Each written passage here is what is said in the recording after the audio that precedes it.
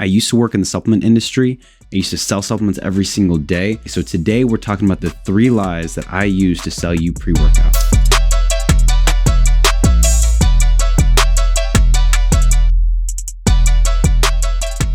What's up, guys? My name is Kyler. I'm a nutrition coach, and just a little bit of background information about me. I used to work in the supplement industry. I used to sell supplements every single day. And if anyone had questions or concerns or wanted to start a new routine, odds are they would probably come and see me. I would answer some questions and get them started on a product. Unfortunately, on the floor, I heard a lot of lies to sell products, and I used a lot of lies myself. And so right now and moving forward, I want to draw that curtain back. And I want to reveal some of the truths about these products that I used to sell and what they're really doing to your body. So today we're talking about the 3 lies that I use to sell you pre-workout. Okay, so lie number 1, you need about 250 to 300 milligrams of caffeine to get you through a workout. That's so much caffeine. It's become the market average in pre-workouts to put about 250 to 300 milligrams per serving. When I was selling supplements around that time, the 0-calorie energy drink craze started picking up a lot of steam, and they average about 250 to 300. So the supplement market went, hey, our users are now taking in a lot more, and they're actually using these drinks to get ready for a workout. We need to match them. And now these powders, these pre-workout drinks, are hitting those same numbers. Now the people who are drinking those energy drinks are also using these pre-workouts now. You're looking at a huge combination of a lot of caffeine. The truth is, caffeine stays in your system for a very long time, over 5 hours. You don't need anything right before you work out to still get the lasting benefits, and you definitely don't need that much caffeine to wake you up. 80 milligrams to 100 milligrams should be good. It's a lot safer for your heart health to take that, and it is less likely to develop addictive tendencies to caffeine, and caffeine can be. Take it from me, I was taking anywhere between 450 to 600 milligrams a day, sometimes getting close to a gram, just because I was taking a pre-workout, I was having an energy drink, I was covering it with coffee. And when you're taking in levels like 300 milligrams in one serving, you can develop those tendencies really, really quickly. And it's not necessary for a workout. Now, I know a lot of people may be thinking to themselves, it's like, okay, but like it wakes me up, it's good for me. And honestly, I would consider just trying maybe 80% of a scoop and seeing how you feel. And then like a week, 2 weeks from there, try 65%. See how you feel. Try half a scoop, see how you feel. And kind of wean off that 300 milligrams, because that 300 milligrams, like I said, becomes addictive and your body starts reacting negatively without it. So now, not only are we getting ready for a workout, but we're also trying to hold back some technically withdrawal symptoms. And that's not where you want your body to be. 80 milligrams to about 100 is good enough to get you going for a workout. And that's kind of where you want your intake to be.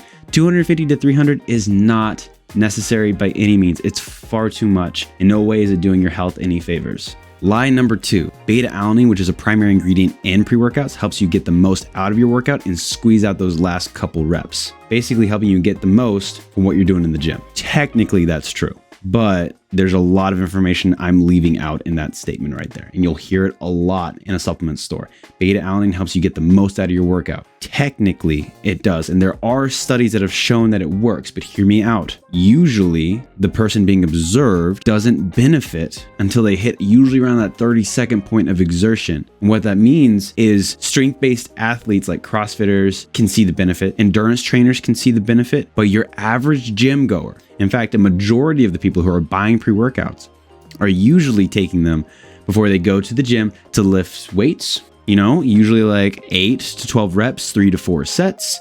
They get in their workout, they're building muscle, they're working on their health, their aesthetic, things like that. And beta-alanine is not helping during those kind of workouts. It hasn't been shown to help in those kinds of workouts. The reason being is once you pick up those weights and you do your 8 to 12 reps, even on the high end of 20, you're usually not hitting that 30-second-ish point of exertion. You're not hitting that point of exertion that requires that beta-alanine to kick in and help you get more out of it.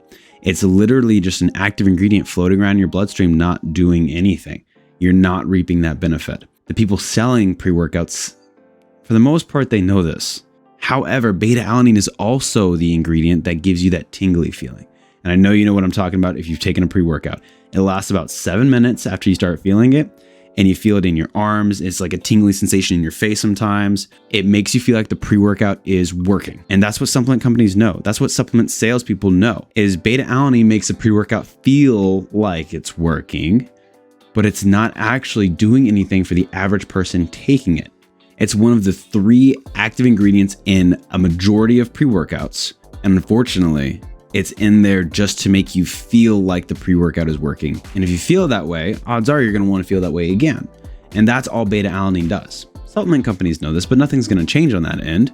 You just got to be careful. You got to be aware of like what's in the drink and what's actually working for you during your workout. And unfortunately, beta-alanine is not working for you. It is just chilling in that drink, doing nothing. Now, if you are the kind of athlete who's hitting that 30-second mark, 45-second mark of endurance training, maybe HIIT training, things like that, yeah, you could reap some benefits. I'm not going to lie. Like, you could actually reap benefits of beta-alanine and get more out of your workout that way. But you can purchase beta-alanine separate and save a lot of money. In those scenarios, it makes sense. But for the average pre-workout buyer, it's not doing anything. Don't worry about it. Leave it on the shelf. Okay, lie number 3. It'll help give you a solid pump and improve overall aesthetic while working out. So this again is technically true, but there's a lot of information that I'm not sharing with you when I say that. It does help you get a pump. It can help you get a pump. But let's talk about why. There's an active ingredient. It's the 3rd active ingredient in pre-workouts. It's usually the 3 that you look for. It's a nitric oxide. Now, most pre-workouts you'll find use L-citrulline, and it helps improve your blood flow, helps get you a pump, and it helps improve overall aesthetic. Some pre-workouts use L-arginine. Avoid those altogether. L-citrulline is doing a lot more for you. Just being honest. Quick little tidbit, but that's a whole nother video. The problem with this is that you are taking in a nitric oxide, but at what cost? You're also taking in a lot of ingredients that aren't serving you. So if that's the only ingredient that's technically serving you in your pre-workout, you can do that for a lot cheaper. Or if you like keeping your ingredients more all natural, you can actually get the same benefits from things like yellow watermelon or beetroot powder. And it's actually very, very potent. You don't need to be taking in L-citrulline along with all the other junk. You don't need to be taking L-citrulline along with 300 milligrams of caffeine, along with beta-alanine, which is technically not doing anything. Honestly, I could argue that the best pre-workout is about 80 to 100 milligrams of caffeine. So you can get that in a cup of coffee, and then you could take L-citrulline in a pill form. That's all you need. You're getting every benefit from pre-workout that you see on those tubs that cost $50 that are selling you a lot of fillers. Now, I want to give an honorable mention real quick. Something I would use on the sales floor to push pre-workouts. They often come with creatine. And you might think, okay, like, oh, that's pretty dope. Like, I get 2 in 1, I get creatine. Do not buy a pre-workout. If you're going to, after this video, still continue to take pre-workout, to each their own, that's totally fine. Do not buy one that has creatine in it, even if it's creatine monohydrate, which I would argue is the best one. The reason being is they use that as a filler. It's usually underdosed. It's oftentimes not sourced very well. It's not tested. It can be pretty much based on supplement standards.